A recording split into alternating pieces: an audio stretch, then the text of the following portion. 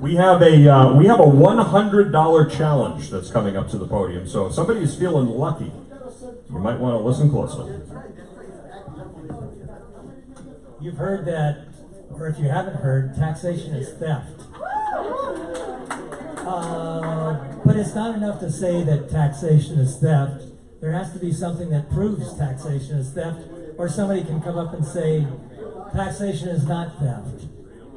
So,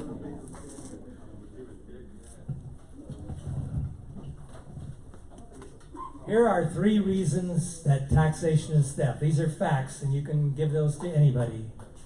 One is that it's not voluntary. If somebody takes something from you without your permission, that's not voluntary, that's theft. Force, the second is force is used to collect it. If you have to use force to collect something, again, you're talking about theft. And what is number 3?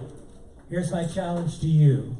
If anybody in here can guess what number 3 is, the third fact, I will donate $100 in your name to the New Hampshire Liberty Alliance.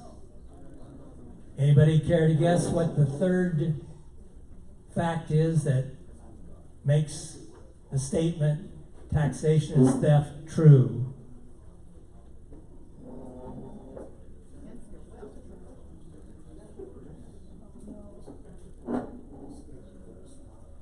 While you're thinking about that, for all the Jews and Christians in the world, taxation breaks 3 of God's 10 commandments of the Old Testament. The 8th commandment is, thou shalt not steal. That's self-explanatory. Now, government says it's okay to steal if you call it a tax. So if you vote for a tax, you're placing government above God. That breaks the 1st commandment, that you shall have no other gods before me. The 3rd commandment that is broken is the 10th commandment, which says, thou shalt not covet thy neighbor's goods. When you vote for a tax, you're saying, I want what somebody else has. So, back to this. Anybody for that 3rd fact that proves that taxation is theft? Yes? You don't pay, they come get you and put your work. Well, that's covered under the force number 2. So since nobody's gotten it, I'll tell you what it is. Theft, murder, rape, larceny, those things, those crimes with a victim are called by the Latin phrase mala in se. That is bad in and of itself. Most of our laws, like traffic laws and things like that, are mala prohibita. That is, it's prohibited, it's forbidden. For instance, on the border between New Hampshire and Vermont, in one state, if you're wearing a seatbelt, you're obeying the law. That's mala prohibita. In one state, if you don't wear that seatbelt, you can be fined. The other state, nothing. But mala in se, theft is wrong in both states. Theft is wrong everywhere.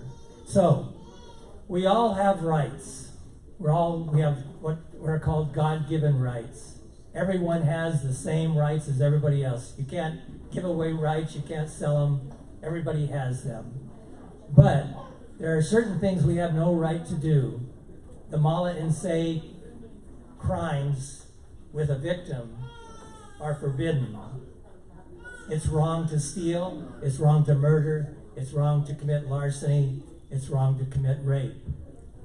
So, these things that are wrong, we have no right to give somebody else power to do those things because we have no right to do them. You cannot give somebody permission to do something that you do not have a right to do. Nobody, none of the founders had the right to steal, so they could not give a right to tax. That would be the third thing. Whereas no one has a right to give somebody else permission to do something they have no right to do. So those are the three. Nobody got it? But I hope you'll remember these facts. What's that? You said on the box. Yes, if somebody had got it. So I hope you'll remember these facts if you're ever questioned about this, if you ever want to prove to somebody that taxation is theft. Thank you. Thank you.